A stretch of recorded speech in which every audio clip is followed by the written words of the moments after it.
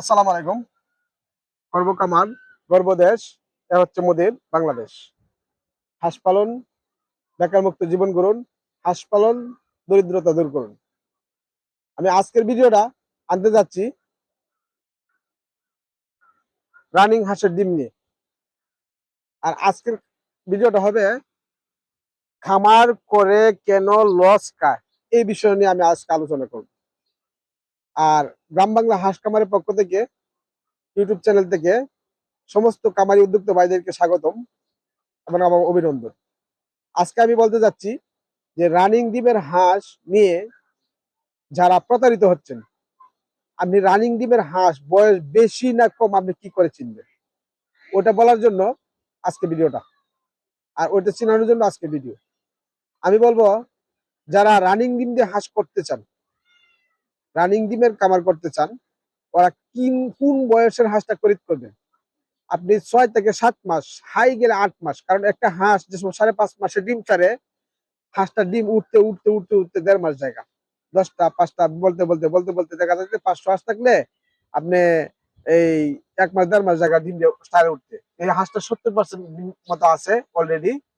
তো ওইটা 8 মাস বয়সী হাঁস। আমি বলবো, যারা হাঁস কিনতে চান, আপনি সর্বপ্রথম হাঁসটা দেখবেন। ভিডিও দেখে আপনি হাঁসের দাম ঠিক করবেন না। আপনি বলবেন যে আমার হাঁসটা ওই সাইজ হইতে হবে।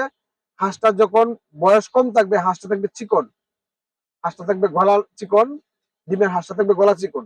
আর এমনকি পাক গুলা দেখে কিনবেন। এমন পলক আছে পাক মরিয়া যায়, এই দেখেন আমার হাঁস, আমার এই খাবারের হাঁসটা পাকটা কত সুন্দর। এটা মানে রানিং ডিম। আর যে হাঁসটা ডিম দিয়ে বেশি দিন ডিম দিছে, ওই পাকাটা কিন্তু মরে যায়, পড়ে যায়। তখন ওই হাঁসটা আপনি কিনবেন না। ওই হাঁসটা কিনতে কিনতে গেলে, হ্যাঁ এটা ডিম ছাড়বে, কোন সময় আরো 1 মাস 1.5 মাস পাক জানবে, আবার নতুন করে ডিম উঠবে। আপনি যখন রানিং হাঁসের খামার করতে যাবেন, আপনি পাকটা তেল তেলা সুন্দর দিকে হাঁসটা খরিদ করবেন।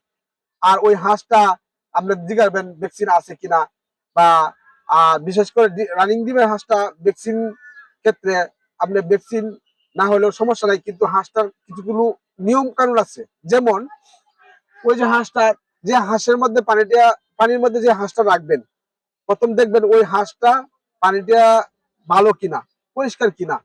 পরিষ্কার পানির মধ্যে হাঁস রাখলে আপনার নিশ্চিত বলা যায় হাঁসের রোগ হবে না। আর বেশি অংশ হাঁসের ডায়রিয়াটা কেন হয় জানেন? আপনি ভ্যাকসিন দেন তাও বার ডায়রিয়া হবে। কেন হবে?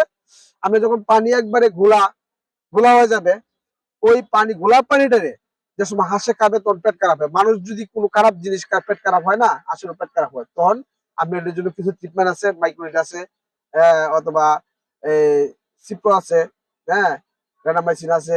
এগুলা পাউডার দিলে আর স্যালাইন দিলেই সেরে যায়। কিন্তু আমি বলবো, আপনি হাঁস পালার ক্ষেত্রে সর্বপ্রথম যে জায়গাটা রাখবেন তাকে নির্ণয় করবেন। যারা আবদ্ধ অবস্থা পারেন এইভাবে পারবেন। ওই যে মোটরে পানি যাচ্ছে, ওই মোটরের পানি আমি 2 দিন পর পানি চেঞ্জ হচ্ছে, তখন পরিষ্কার পানিটা আসে গেছে, 2 দিন 3 দিন রাখলাম, পানিটা চেঞ্জ হয়ে গেল। এইভাবে আপনি হাঁস করবেন। আর রানিং ডিম ক্ষেত্রে হাঁসটা আপনি 1 নম্বরে যখন নতুন হাঁসটা নিবেন, নতুন হাঁসটা কিন্তু যেমন মহিলারা গর্ভবতী হয়ে তাদের কি করে 7 মাস 8 মাস যখন হয় গর্ভের অবস্থা, তখন কিন্তু মুখে ঘা হয়। তখন হাঁসও কিন্তু যে সময় নতুন ডিম ছাড়ে, যখন 1 মাস 1.5 মাস হয়ে যায়, তখন এই হাঁসটার ভিটামিনের পুষ্টির অভাব হয়। অভাব হইলে তোর মুখে ঘা লক্ষণ দেখা দেয়। তখন এই হাঁসটা আপনি কি করণীয়? এই হাঁসটা তখন করবেন কি জানেন? ওই হাঁসটাকে আপনি হেপাটোবিট আছে, হেপাটোবিট মেরে দিবেন। হেপাটোবিট মারলে তার যে ক্যালসিয়াম, আয়রন, এটার মধ্যে সব মিশ্রিত আছে, ভিটামিন সি, সবটা একবারে অ্যাডজাস্ট করে দেওয়া আছে এটার মধ্যে, হেপাটোবিটের মধ্যে। তখন যখন এই হেপাটোবিটটা আপনি হাঁসটাকে খাওয়াবেন, তখন তার যে ক্যালসিয়ামের ঘাটতি, ভিটামিন সি এর ঘাটতি, হ্যাঁ, ভিটামিন ডি এর ঘাটতি, সব এটার মধ্যে একটু যেটা আছে, তাহলে হাঁসটার এই দুর্বল হবে না এবং মুখে ঘা হবে না।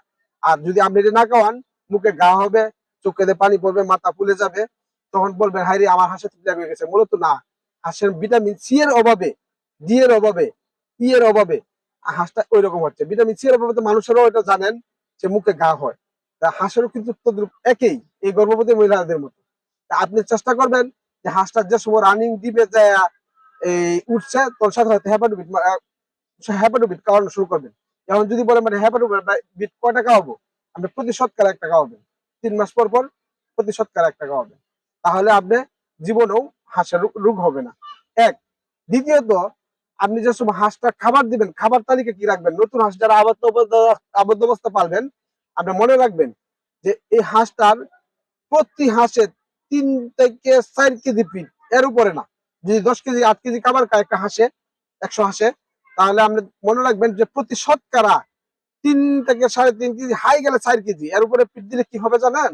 হাঁসের তেল হয়ে হাঁস অসুস্থ হবে অথবা বল্টার হয়ে যাবে, ডিম কম পারবে।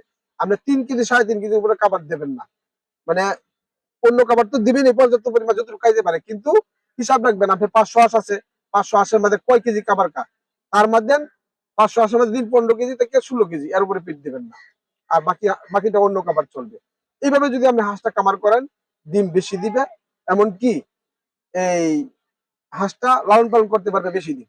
আর যদি বলেন যে আমি ফিড খাওয়াই একবারে পালবো, এটাও আবার একটা কারণ ফিড খাবার পারলে খাবার খাবে অল্প, সে বলটা হবে না। আর যদি বেশি অংশ মিশ্রিত খাবারের সাথে, প্রাকৃতিক খাবারের সাথে, ধান গম ভুট্টা এগুলোর সাথে ফিডটা বেশি মেরে দেন, তাহলে হাঁস বলটার হয়ে যায়। আমি বলবো যারা নতুন খামার করে যারা এই প্রতারিত হচ্ছেন অথবা লসে আছেন, তারা আমার ওই ভিডিওটা ফলো করে আপনি হাঁস পালবেন। ইনশাল্লাহ নিশ্চিত থাকা যায় যে আপনি কোনো সময় হাঁসের ক্ষেত্রে লসে পড়বেন না।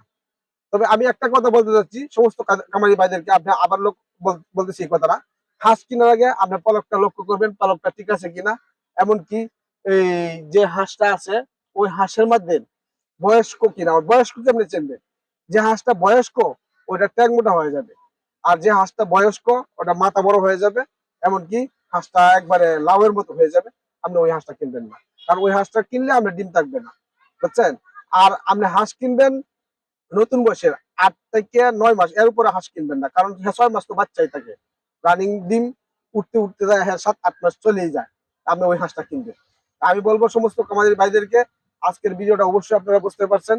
আর হাঁসের ক্ষেত্রে আপনি নিজে যতটুকু বুঝেন আমাদের সাথে পরামর্শ করতে পারেন, এবং প্রত্যেক উপজেলা আন্ডারে প্রাণী সম্পদ আছে, প্রাণী সম্পদের সাথে অফিসার আছে, প্রাণী সম্পদ সরকার দিয়েছে, হ্যাঁ ওদের সাথে যোগাযোগ করে আপনি হাঁস পালন করবেন।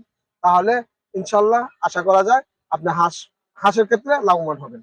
আমার ভিডিওটা যে যেখান থেকে দেখছেন, গ্রাম বাংলাকে যারা সাবস্ক্রাইব করেন নাই, একটা সাবস্ক্রাইব করেন, আর লাইক দিয়ে পাশে থাকেন। পরবর্তী ভিডিও আপলোড হওয়ার সাথে সাথে আপনার কাছে ভিডিও পৌঁছে যাবে, আপনি দেখতে পারবেন। আর একটা লাইক দিয়ে পাশে থাকবেন। আর দ্বিতীয় অনুরোধ হইলো যে আপনারা যারা হাঁস কিনবেন, আপনি অনলাইনে অর্ডার দিয়া বাড়িতে বসে থাকবেন না। আপনি অর্ডার দিলেন, ঠিক আছে, আপনি একটা কথা বলবেন, ফাঁক রাখবেন যে ভাই আমি হাঁস দেখে পরে হাঁস নেবো। আপনি যদি ভিডিওতে দেখছেন যে হাঁস, ওই হাঁস যদি বাস্তবে মিলে, তাহলে আপনি হাঁস নেবেন, তাহলে আপনি প্রতারিত হবেন। আমাদের ইউটিউবে অনেক অসাধু ব্যবসায়ী আছে, দেখায় একটা এরপরে বিক্রি করে দেয় আরেকটা। এই জন্য আপনি দেখে শুনে খামারে এসে ভিজিট করে এরপরে আপনি হাঁস কিনবেন। সবাই ভালো থাকেন, সুস্থ থাকেন। আল্লাহ হাফেজ। সবার সুস্বাস্থ্য কামনা করে আজকে ভিডিওটা এখানে সমাপ্ত করলাম। আসসালামু আলাইকুম।